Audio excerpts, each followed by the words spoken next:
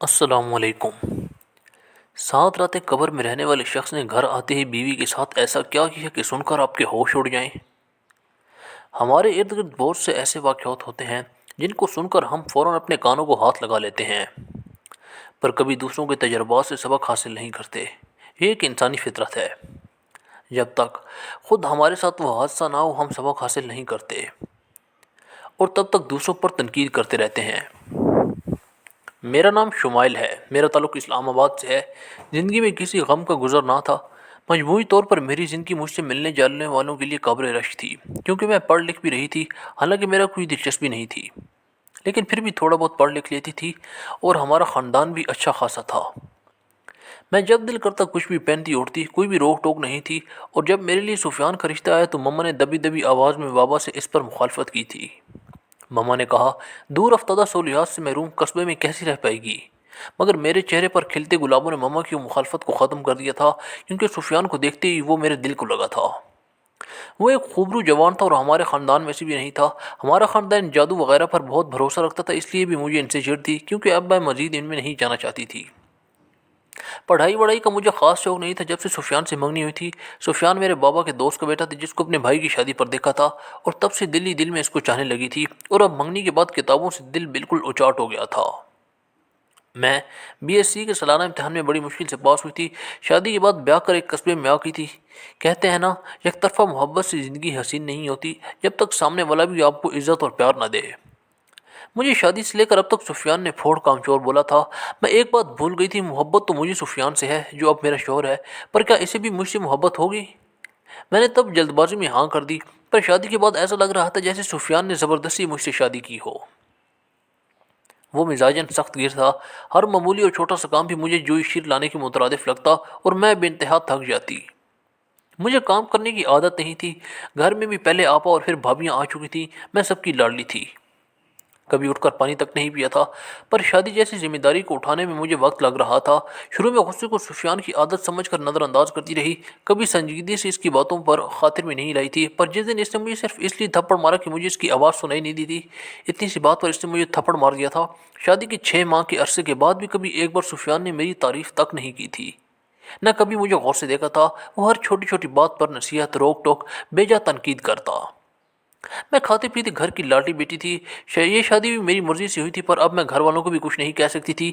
ماما نے پہلے کہا تھا ہمارے اور ان لوگوں کے ماحول میں بہت فرق ہے، پر میری عقل پر محبت کی پٹی بندھی تھی۔ میری ساس نے میرے شوہر سے کہا، اپنی بیوی کچھ وقت دو، اس نے کبھی گھر سے کام کاج نہیں کیے، آہستہ آہستہ سب سیکھ جائے گی۔ اگر تم ایسے سختی کرتے رہے تو زندگی بہت کٹھن ہو جائے گی۔ پر میرے دل میں ایک چبھن سی تھی، ایسا لگتا تھا میں اپنے شوہر کی پسند نہیں ہوں، مجھے زبردستی اس کے سر پر تھوپا گیا ہے۔ میں رو رہی تھی، بلکہ سر پر تھوپنا پھر قدرے چھوٹا لفظ ہے، میں تو سفیان کا بوجھ بن گئی تھی جسے وہ سر سے اتارنا چاہتا تھا۔ اب تو اس کے خاندان میں بھی سب کو علم ہو گیا تھا کہ ہمارے تعلقات کچھ خاص اچھے نہیں ہیں، اور کئی لوگ اس کا فائدہ بھی اٹھاتے تھے۔ مجھے اکثر لگتا تھا کہ سب کی نگاہوں میں میرے لیے تمسخر ہوتا تھا، یا پھر یوں کہوں کہ انہیں لگتا تھا کہ میں کوئی اچھی یا مکمل عورت نہیں ہوں۔ میری نندے اور کئی رشتہ دار تو یہ بھی جان چکی تھیں کہ کہیں میں بانجھ تو نہیں۔ مجھے سوال بہت چپتے تھے۔ میں بھی ایک عورت تھی جو کہ ارمانوں سے بھری ہوئی تھی، جس کی خوشیاں تھیں اور خواہشیں تھیں۔ میں اپنے شوہر سے بہت محبت کرتی تھی، لیکن سفیان تھے کہ انہوں نے آج تک مجھے ہاتھ بھی نہیں لگایا تھا۔ وہ اور میں اب تک ایک بستر پر بھی نہیں سوتے تھے۔ وہ الگ کمرے میں سوتے تھے اور میں الگ۔ صبح نماز کے وقت وہ کمرے میں آ جاتے تھے، لیکن گھر کے نوکر اور ملازم تو ہر چیز سے واقف تھے، لیکن کوئی بھی کسی چیز کے لیے سفیان کو کچھ نہیں کہتا تھا۔ میری جو نندیں تھیں وہ ملک سے باہر تھیں، وہ بس وہاں دور بیٹھی باتیں ہی کر سکتی تھی اور میں صرف سنتی تھی۔ وہ کروڑ دفعہ کہہ چکی تھی کہ تمہاری جیسی نصیب والی عورت تو کوئی ہوگی ہی نہیں، جس کے سر پر نہ ساس ہے اور نہ سسر، نہ کوئی دیور یا ناند کا بوجھ، پھر بھی اپنے شوہر کا دل نہ جیت سکتی۔ میں جانتی تھی کہ وہ لوگ اپنے بھائی کی اولاد دیکھنا چاہتے ہیں اور کافی حد تک ان کا رویہ بجا تھا، لیکن ہر کوئی عورت کو ہی غلط مانتا ہے۔ کسی نے کبھی سفیان کو کچھ نہیں کہا تھا، اور میں سب سے تھک چکی تھی۔ شادی کے 3 سال بعد بھی میری گود ہری نہیں ہو سکی تھی، اور وجہ صرف سفیان تھے، اور معاشرے کو جواب دے دے کر اس کی حالت میں آ گئی تھی کہ میں کبھی اپنی جان دینے کو تیار تھی۔ خودکشی مجھے آخری حل لگتا تھا، کیونکہ زندگی میں کوئی امید نہیں تھی۔ میں کے والے بھی مجھے یہی کہتے تھے کہ ڈاکٹر سے علاج کراؤ۔ ماما کبھی کسی ڈاکٹر کا نمبر دیتی تو کبھی کسی کا، اور میں بھی یہ نہ کہہ پاتی کہ مجھ میں کوئی خامی ہی نہیں ہے۔ زندگی بہت بے رونق چل رہی تھی جب میری زندگی میں ہوا کا ایک جھونکا امید کی صورت میں آیا۔ وہ سفیان کا کزن تھا اور امریکہ سے پاکستان آیا تھا۔ وہ سفیان کی سگی خالہ کا بیٹا تھا اور جن کا انتقال کافی سال پہلے ہوا تھا۔ اس کی یہاں بہت جائیداد تھی۔ ہمارا گاؤں بہت حسین تھا، اس کے قریب سے پہاڑی علاقوں کی طرف رستے نکلتے تھے، اس لیے عبید نے سوچا تھا کہ وہ اپنی زمینوں پر ہوٹل بنائے گا جو کہ سیاحوں کے لیے ہوں گے، کیونکہ ان علاقوں میں سیاحوں کے لیے اس طرح کی سہولیات کافی کمی تھی، اس لیے اس کا پلان کامیاب ہونے والا تھا۔ یہ سب کو نظر آ رہا تھا۔ وہ اپنی مرحوم ماں کی حویلی میں رہتا، لیکن سفیان نے کہا کہ وہ وہاں اکیلا کیسے رہے گا، اور وہاں تو اب کوئی ملازمہ یا چوکیدار بھی نہیں رہتے۔ اس سب میں سے کافی دقت ہو سکتی تھی، اور اس کا کام کئی ماہ کا تھا، اس لیے سفیان نے بہت ضد کی کہ وہ ہمارے ہاں رہے۔ اس کے بعد پتہ نہیں کیا بات ہوئی لیکن وہ مان گیا۔ میں مزید پریشان رہنے لگی تھی۔ جیسے جیسے عبید آنے کے دن قریب آ رہے تھے میری فکریں بڑھ رہی تھیں کہ ایک انسان ہمارے گھر رہے گا، اس کو میرے اور سفیان کے تعلقات کا مزید کھل کر پتہ لگے گا، وہ تو میری نندوں سے بھی بہت قریب ہے، تو نہ جانے آگے کیا ہوگا۔ مجھے اپنی بے عزتی اور ضلالت کے دن نظر آ رہے تھے، لیکن کیا کر سکتے تھے، میری کوئی حیثیت ہی نہیں تھی، بلکہ میری تو اتنی مجال بھی نہیں تھی کہ سفیان ایک دفعہ مجھ سے پوچھ لیتے یا بتا دیتے کہ کوئی مہمان آ رہا ہے، اس کا انتظام تو کر لو، یا کسی بھی بارے میں کوئی مشورہ تو ہو سکتا تھا جو نہیں ہو رہا تھا۔ سفیان نے خود ہی ایک اچھا سا بڑا سا کمرہ عبید کے تیار کرنے کا ملازمہ کو کہہ دیا تھا۔ وہ کمرہ میرے اور سفیان کے کمرے کے بالکل ساتھ تھا۔ سفیان تو رات کمرے میں سوتے ہی نہیں تھے، وہ اکثر نیچے موجود اپنے کمرے میں سوتے تھے، تو ہم یہ کہہ سکتے تھے کہ عبید کا کمرہ میرے کمرے کے بالکل ساتھ تھا۔ مجھے یہ تھوڑا عجیب سا لگا۔ میں نے خود ہی سفیان سے کہہ دیا کہ ہو سکے تو عبید کو بھی نیچے ہی کمرہ دے دیں، لیکن سفیان شاید میری بات کو نہیں سمجھے تھے، اور انہوں نے کہا کہ نیچے کمرے کافی چھوٹے ہیں، اوپر والے کمرے اس کی نسبت کافی بڑے، کشادہ اور آرام دہ ہیں، اس لیے وہیں رہے گا وہ، اور یہ ان کا آخری فیصلہ تھا۔ اور چار رونا چار مجھے بھی خاموش ہونا پڑا، اور پھر عبید آ ہی گیا۔ وہ دیکھنے میں بالکل انگریز جیسا لگتا تھا، اور اس کا حلیہ دیکھ کر مجھے ایک لمحے کو سفیان ذہن میں آیا جو اس کے ساتھ ہی کھڑا تھا۔ میرے ذہن نے لاشعوری طور پر سفیان اور عبید کا موازنہ کیا تھا، اور ہر طرح سے عبید سفیان سے بازی لے جا رہا تھا۔ وہ اونچا لبا اور بے حد سفید تھا، گلابی گلابی سادہ چھوٹے بالوں اور کالی آنکھوں والا لڑکا پہلی نظر میں مجھے مرعوب کر گیا تھا۔ اس سے بات کرنے کے بعد جو ڈر تھا وہ بھی ختم ہو چکا تھا۔ وہ میرا ہی ہم عمر تھا اور سفیان سے چند سال چھوٹا تھا، اس لیے اس سے میری سوچ کافی ملنے لگی تھی۔ وہ کافی کھلے ذہن کا مالک تھا، جسے دیکھ کر میں کبھی کبھی احساس کمتری ہوتا تھا۔ کبھی کبھی میرا ذہن خود ہی اس کا اور سفیان کا موازنہ کرتا اور میں شرمندہ ہو جاتی تھی۔ اب تک شکر تھا کہ اسے میرے اور سفیان کے تعلقات کا علم نہیں ہوا تھا، کیونکہ وہ رات کافی دیر تک گھر سے باہر رہتا تھا اور صبح دیر تک سوتا تھا۔ اس وجہ سے ہمارا پردہ قائم تھا، اور راز اب تک راز ہی تھا۔ اس سے آئے 2 ہفتے ہو چکے تھے، اور اس کی روٹین میں کافی مطمئن تھی، کیونکہ دن بھر تو سفیان گھر نہیں ہوتے تھے، اس وجہ سے وہ اب تک میرے ساتھ ان کا رویہ نہیں دیکھ سکا تھا۔ مزید 1 ہفتہ گزر گیا اور تب وہ ہوا جو نہیں ہونا چاہیے تھا۔ میں بہت پریشان تھی، کیونکہ میرا احساس کمتری اور ڈپریشن بڑھتا ہی جا رہا تھا، اور اس دوران عبید کو بھی میرے اور سفیان کے تعلقات کا علم ہو گیا تھا۔ اس دن وہ کافی جلدی آ گیا تھا۔ میں نے سوچا کہ شاید وہ اپنے کمرے میں چلا جائے گا، لیکن وہ لاؤنج میں بیٹھا ٹی وی دیکھتا رہا۔ میں نے بہت کوشش کی کہ میں اسے اٹھاؤں، لیکن وہ نہ ہلا۔ سفیان کو تو کسی قسم کی بھی شرم لحاظ نہیں تھا، نہ اسے کوئی پرواہ تھی کہ رشتہ کسی کے سامنے کھل جائے گا۔ وہ اپنے ٹائم پر اٹھا اور نیچے والے کمرے میں جا کر سو گیا۔ میں بھی اپنے کمرے میں تھی، اور پھر سو وہی تو تب عبید بھی جاگ رہا تھا اور مووی دیکھ رہا تھا۔ اس کے سامنے تھا کہ کیسے سفیان الگ سویا تھا۔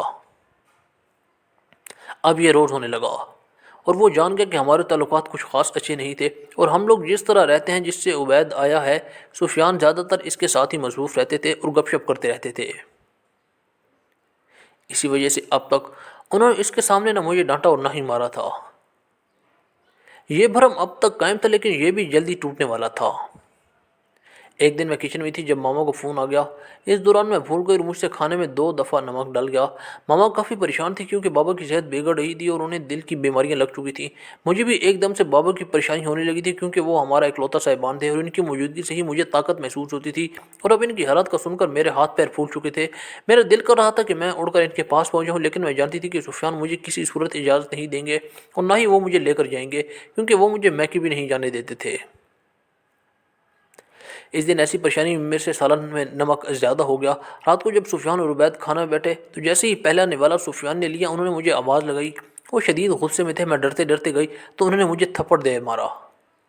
میں اسی وقت زمین پر گر گئی تھی، اور میرے ہاتھ میں موجود پانی کا گلاس میرے پاؤں پر لگا تھا جو کانچ کا تھا۔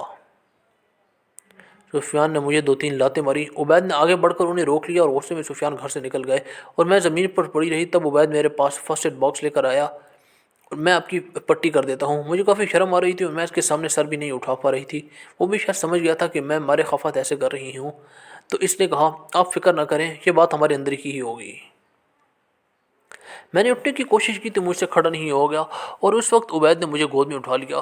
میں تو اس لمحے حیران و پریشان تھی کہ آخر میرے ساتھ ہوا کیا ہے۔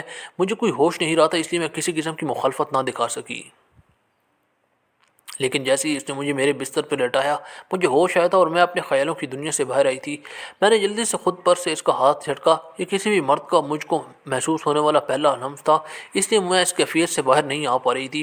عبید نے میرا باؤں پکڑا اور میری مرہم پٹی اپنے ہاتھوں سے کی۔ مجھے دوسرے ہی لمحے سفیان یاد آیا، جو میرے سے اپنے پیر صاف کرواتا تھا اور دبوتا تھا، لیکن اس نے کبھی میرے پاؤں کو نہیں چھوا تھا۔ ایک مرتبہ میرے پاؤں میں موچ آ گئی تھی تو اس نے مروتا بھی دیکھنے کے لیے میرے پاؤں کو نہیں چھوا تھا۔ اس کی شان کے خلاف تھا یہ۔ وہ ایک مرد تھا اور میں ایک عورت۔ آج عبید کو ایسے دیکھ کر مجھے شدت سے کچھ محسوس ہوا تھا۔ عبید میری پٹی کر کے چلا گیا تھا اور میں ساری رات روتی رہی تھی۔ میں پہلے بھی سفیان کے مارنے پر روتی تھی، لیکن آج کا رونا تو پچھتاوے کا تھا کہ میری ماں نے مجھے کتنا منع کیا تھا۔ کاش میں صبر کر لیتی، یا کاش میں یہ فیصلہ نہ کرتی۔ عبید جیسا نہ سی، لیکن مجھے سفیان بھی تو نہ ملتا جس نے میری زندگی کو برباد کر دیا تھا، زندگی کے مقاصد چھین لیے تھے۔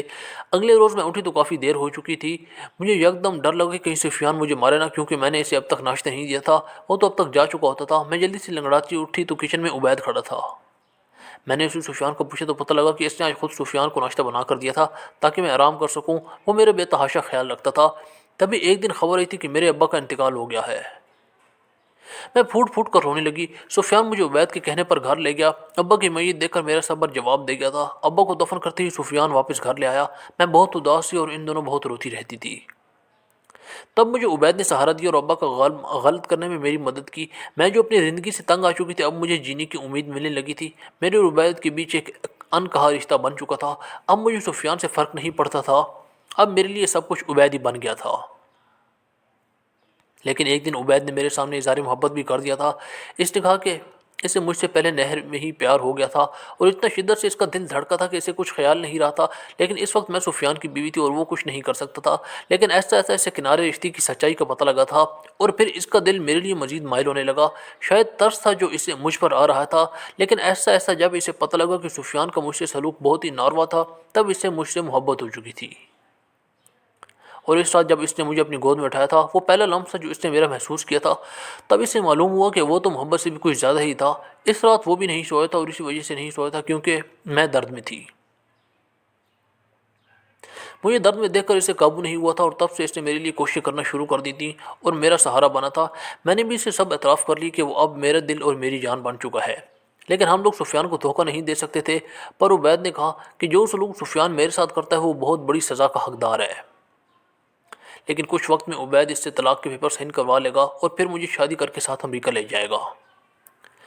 میں بھی اب محبت کے خواب بننے لگی تھی، اور یہی محبت ہے جس نے مجھے مضبوط بنا دیا تھا۔ آگ عبید میری نندوں کے سامنے بھی میری جگہ مضبوط کر رہا تھا، اور وہ لوگ بھی کہری متعارف تھیں۔ سب کو اب سفیان کی برائیاں پتہ لگ رہی تھیں، بلکہ عبید پر تو بات بڑھا چڑھا کر بتاتا تھا۔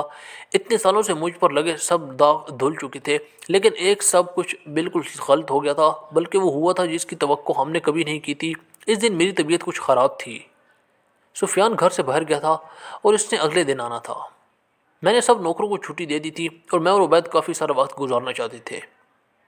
موسم بھی خراب تھا، اس لیے ہمیں اس چیز کا اطمینان تھا کہ سفیان ابھی نہیں آئے گا۔ لیکن قدرت کو شاید کچھ اور ہی منظور تھا۔